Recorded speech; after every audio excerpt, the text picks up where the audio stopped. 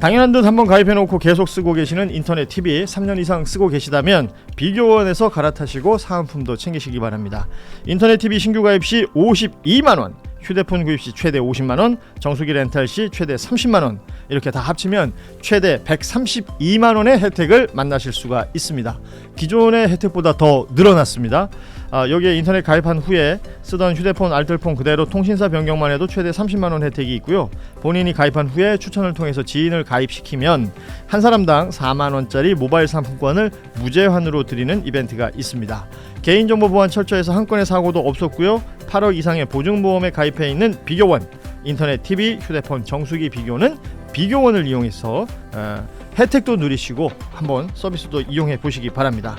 자세한 내용은 1670-2571 전화로 상담 신청하시거나 아니면 더보기에 있는 링크 이용해 주시거나요. 또 네이버에 비교원 검색하셔도 상담 신청이 가능하니까 많이들 이용해 주시기 바랍니다. 그러니까 뭐 어찌됐건 여론조사도 숫자로 나오는 것이고 지지율도 숫자로 나오는 것인데 저는 시험 치고 나서 성적표 받는 듯한 이 뭐 기분이 있을 것 같아요. 앞서 얘기했던 그 서울시장 선거라든지 이런 것들이 숫자로 나오기 가장 좋은 무언가들이지 않습니까? 네. 사실은 뭐 부동산 세제 개편안이라든지 이제 입법으로 서포팅해야 될 부분들은 이게 시간도 걸리고 바로바로 뭔가 반영되는 것하고는 좀 다른 얘기이기 때문에 한방 뭐 이런 것들도 생각할 것 같은데 곽우신 기자는 어떻게 보십니까? 그러니까 그 김민석 후보가 저는 그 지난번 이제 서울 마지막 경선 그 연설에서 꽤 긴 시간을 서울시장 선거를 상정을 해놓고 본인이 이걸 어떻게 맞아요. 돌파할 건지에 상당히 좀 공을 들여서 연설을 했거든요. 그 자체가 본인도 알고 있는 거예요. 잠깐 말씀 내년 서울시장 선거 정말 큰 분기점이 될 거라는 잘 알고 있는 거기 때문에 이거를 어떻게 뚫어내느냐가 중요한데 이게 약간 딜레마가 생겨요. 지금 서울시장 선거에서 가장 악재로 작용하고 있는 건 이재명 정부가 지금 걸고 있는 부동산 관련 드라이브잖아요. 예. 이 드라이브에 대해서 원래 김민석 대표가 표방한 기조대로 가려면은 잘 서포팅을 해줘야 되는 건데 또 서울을 중심으로 한 지역구 의원들 같은 경우에는 조금 뭔가 정부가 하려는 거 머리가 복잡하죠 지금. 브레이크 좀 걸어야 되는 거 아니야? 예. 이 정책 그대로 하게 되면 서울 선거 너무 안 좋을 것 같으니까 여기서 조율을 어떻게 할 건가? 그래서 홍보할 거 홍보하고 정부랑 잘 밀밑에서 조율해가지고 브레이크 걸어가지고 꽤 괜찮은 그럴싸한 정책 패키지가 나와야 되거든요. 여기서 일단 이 바로 이제 23일에 당정청 해갖고 하겠다는 거지. 예. 거기서 실력이 나오는 거고 두 번째로는 그 정부랑 대통령 입장에서도 이제 처음에 그러니까 이재명 대통령 입장에서는 본인이 주연인데 자기의 파트너가 될 조연 배우가 이제 본인이 마음에 드는 사람으로 바뀐 거예요. 이제 이 영화가 흥행이 실패하면 탓을 돌릴 수가 없어요. 아하. 다 본인 책임이 될 수밖에 없는 거예요. 그러니까 이전에는 다 아시겠지만 기자들 다 알지만 작년부터 계속 청와대에서는 약간 좀 당 쪽에 좀 불만들이 있었어요. 이거 좀 잘 안 도와주나? 이거 좀 되게 서포트 안 해줘? 이런 불만이 계속 있었거든요. 근데 이젠 그 불만을 못 표출해. 그래갖고 당대표도 결국 총리까지 내려서 바꿨잖아요. 근데 여당이 도와주겠다고 하는데 뭐가 안 된다? 그럼 이젠 대통령과 정부의 실력과 책임이 더 적나라하게 드러날 수밖에 없는 큰 거죠. 부담이 될 수 있고. 그러니까 드라이버도 잘 걸리는 거가 장점이 될 수도 있지만 동시에 부담이기도 하다. 그래서 요 남은 몇 달 동안의 기간, 올해 하반기와 내년 초반에 확실하게 반등 포인트를 만들어주는 게 대단히 중요할 것 같습니다. 야, 이 풀베팅이라는 그 기조로 본다면 뭐 엄청난 사실은 숙제 덩어리가 굉장히 큰 겁니다. 지금 곽우신 기자가 마지막에 한 말 때문에 한 3월 이럴 때까지도 청와대가 망설였어요. 여기서 예를 들면 김민석 총리를 내보내서 되면 지금 이제 저 문제가 발생하기 시작해요. 그러니까 플러스가 되면 이건 플러스 알파가 될 텐데. 그러니까 잘 되면 좋은데 네. 안 되는 경우도 상정을 해보면 문제가 발생하고 행여나 지면 또 그건 뭐 돌이킬 수 없는 문제가 발생하기 때문에 고민이 많았는데 어쨌든 나왔고 뭐 여러 가지 과정들을 겪었지만 됐고 그러면 이제 청와대 입장에서는 무조건 당청이 성공해야 되는 거고 이 성공 근데 잘 안 될 걸 지금 이렇게 얘기하면 지금 당장은 이재명 정부 그렇게 얘기할 거예요. 그럼 우리 망하라고 지금 뭐 바라는 우리 망하라고 그러는 거야? 우리가 이거 안 된다는 건 망하는 거야. 근데 지금은 그 얘기를 해도 되는 때긴 해요. 아직 2년 차기 때문에 그 얘기를 해도 되는 때지만 그 시간은 길지 않을 거고 어쨌든 지금 김민석 당대표 이재명 대통령 체제에서 민주당 4기 정부의 성과를 내야 되는데 이 성과는 결국에는 단기적이든 중기적이든 장기적이든 부동산이에요. 그러니까 서울시장 선거가 열리든 안 열리든 상관없이 그러면 이 부동산 성적표를 갖고 김민석 대표도 내년 후년에 총선 치르는 거예요. 총선 치러서 총선에서 압도적 승리를 해야지 이재명 대통령이 말하는 구조적 다수가 이루어지는 거잖아요. 그러니까 아마 그 문제에 사활을 걸지 않을까. 그러니까 부동산 이 세제 개편안 관련해서 김민석 후보 시절에 그러니까 보완해야 된다라는 얘기를 한 바가 있습니다. 그리고 이제 민주당 일각이나 혹은 이 관련 전문가들 중에서는 이게 당장은 모르지만 지금 나온 이걸 계속 유지해 가야 된다라는 목소리들도 분명히 존재하고 있는 거잖아요. 이 대책을 어떻게 국민들이 선호하는 대책으로 만들어갈 것이냐. 이건 정말 어려운 얘기잖아요. 그렇죠. 당장 무슨 결과가 나오는 것도 아니고 여기에 이제 김민석 대표의 또 하나의 숙제가 생긴 것 같고 이게 정치권으로 들어와 보면 그러니까 조작기소 특검에 관련해서도 저희 한겨레하고 인터뷰할 때도 그 얘기를 했었어요. 이 조작된 기소가 취소가 안 되는 것 자체가 이건 폭력이고 야만이다.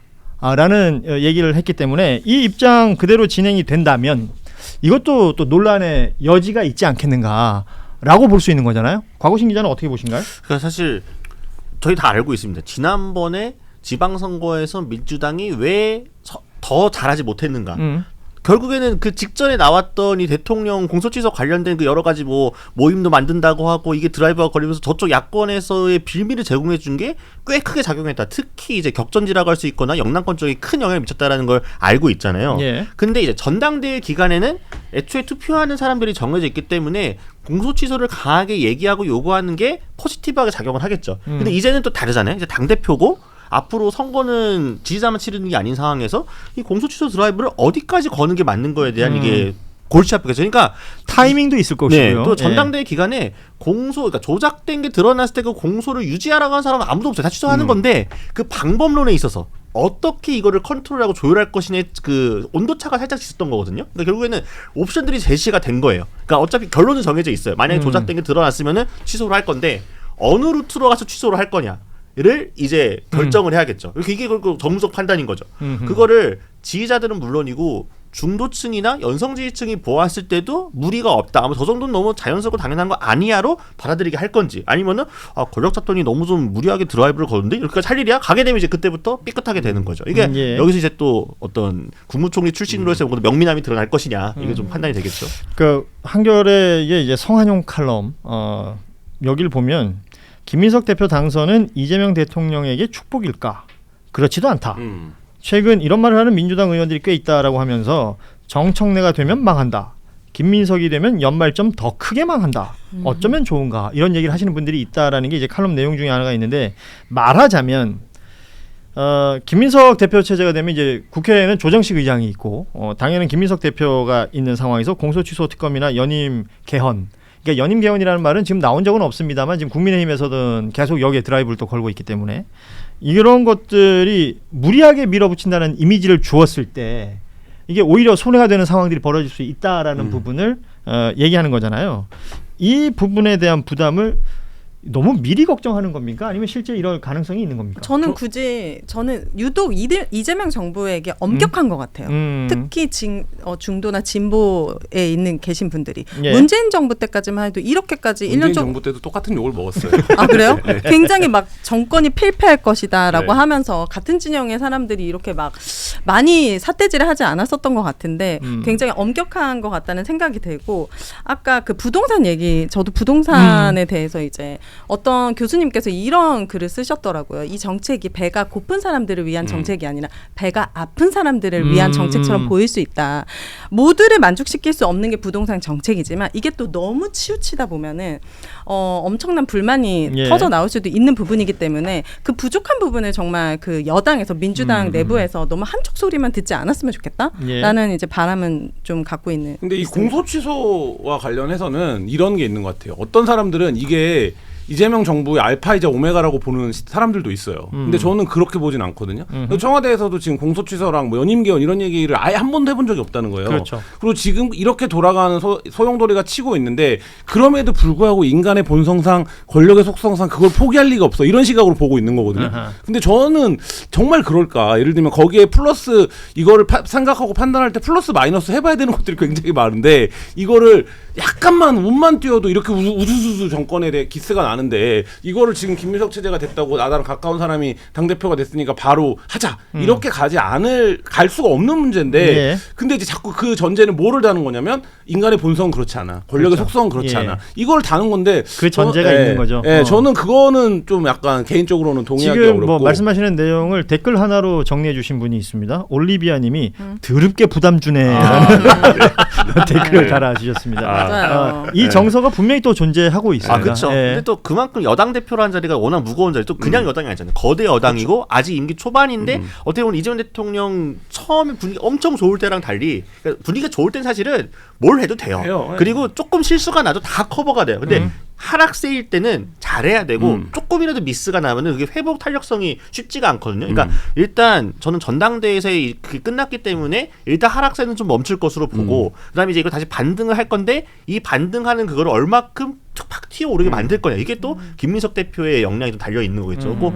그거를 또 뭔가 저는 안이 나오지 않을까요? 어쨌든 예. 당대표 취임하고 나서 초반에 어쨌든 그 이벤트들이 필요하니까. 그러니까 이슈를 바꿔야 돼요. 지금 김민석 당대표 얼마 안 됐기 때문에 이슈를 바꿀 수 있는 힘이 있어요. 뭐냐면 지금까지 논란이 됐던 이슈, 공소 취소, 뭐 형사소송법 개정, 부동산 이런 이슈에서 이거를 들어가서 해결할 수 있는 솔루션이 있으면 들어가서 해결하면 제일 좋은데 그게 지금 당장 안 된다라고 하면 그렇죠. 이 전면적 이슈를 개편해 주는 과정이 필요하고 그거를 할 수 있어요. 그러니까 워낙 크기 때문에 정당이. 그러니까 저는 이제 그런 거가 능력이 될 거다 이런 생각이 들어요. 그 국면 전환에 있어서 주가 상승을 기대하시는 분들이 또 있더라고요. 그러니까 무언가 큰 국민들한테 이제 크게 와닿을 수 있는 무언가가 딱 그렇죠. 떨어지고 나면 또 그렇게 한쪽으로 싹 쏠려가는 시간들이 있을 것이기 때문에 이 계속해서 누군가가 문제라고 얘기하는 부분에 천착하다 보면 말릴 수 있다는 겁니다. 그런 의미에서 국민의힘은 김민석 당대표 당선을 어떻게 평가하고 있습니까? 뭐 아까 잠깐 말씀드렸는데 바로 어제 논평 나왔던 게 결국 이재명 대통령이 당대표 선거에 개입을 한 거다라는 식으로 이야기를 하고 있어요. 그리고 그 결과가 이렇게 나온 거다. 이른바 명피가 아니냐. 네, 그런 식으로 문제를 제기하고 있고 또 오늘 같은 경우에는 또 아침에 근데 최고위원 3명은 팀 정청래가 됐네? 그러면은 실패했네? 어느 상대에 맞추는지 모르겠어요.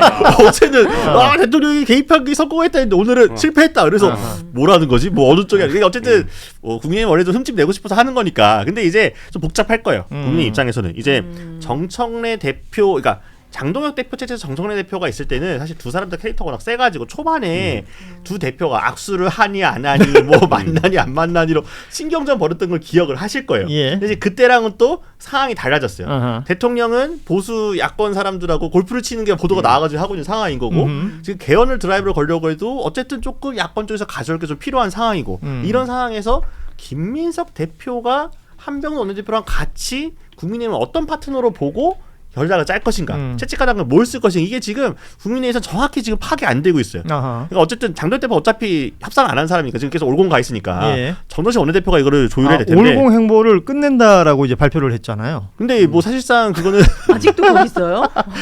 광복절 날 크게 한 것 같잖아요. 네, 올공데이 20명 했었죠. 합쳐서 올공데이. 네. 우리 제작진 그거. 바로 사진 우와. 찍으네요. 네. 이승만 각하의 목걸이를 하고 가서 이승만 각하의 연설문을 읊으시면서 예. 저렇게 진정성 있는 야당 대단한 대표. 대단한 저거 이제 분이죠, 갑자기 진짜. 끊으면 금단 현상 세게 올 텐데. 야당 저 아스팔트를 대표에. 못 끊어요. 그러니까 어느 날 이렇게 꾸벅꾸벅 졸고 있었더니 네. 올림픽공원에 와 있네. 뭐 이런 느낌이 또 있을 수도 있죠. 그래서 요즘 네. 전환기 씨 뉴스가 줄어들었군요. 저분이 그냥 저게 그냥 알바끼 하고 있네. 전환기 씨 요새 안철수한테 꽂혔잖아요. 예. 그래요? 안철수는 개몽되셨다. 그러고 계시죠 약간. 지금 국민의힘 상황도 뭐 잠시 후에 얘기를 하겠습니다만 일단은 그러니까 통합, 뭐 분열된 지지층들을 어떻게 또 이렇게 서로 연결시킬 것이냐, 이 얘기들은 꾸준히 나오는 것 같고요. 당연한 듯 한번 가입해놓고 계속 쓰고 계시는 인터넷 TV 3년 이상 쓰고 계시다면 비교원에서 갈아타시고 사은품도 챙기시기 바랍니다. 인터넷 TV 신규 가입 시 52만 원, 휴대폰 구입 시 최대 50만 원, 정수기 렌탈 시 최대 30만 원, 이렇게 다 합치면 최대 132만 원의 혜택을 만나실 수가 있습니다. 기존의 혜택보다 더 늘어났습니다. 여기에 인터넷 가입한 후에 쓰던 휴대폰 알뜰폰 그대로 통신사 변경만 해도 최대 30만 원 혜택이 있고요. 본인이 가입한 후에 추천을 통해서 지인을 가입시키면 한 사람당 4만 원짜리 모바일 상품권을 무제한으로 드리는 이벤트가 있습니다. 개인정보 보안 철저해서 한 건의 사고도 없었고요. 8억 이상의 보증보험에 가입해 있는 비교원, 인터넷 TV, 휴대폰 정수기 비교는 비교원을 이용해서 혜택도 누리시고 한번 서비스도 이용해 보시기 바랍니다. 자세한 내용은 1670-2571 전화로 상담 신청하시거나 아니면 더보기에 있는 링크 이용해 주시거나요. 또 네이버에 비교원 검색하셔도 상담 신청이 가능하니까 많이들 이용해 주시기 바랍니다.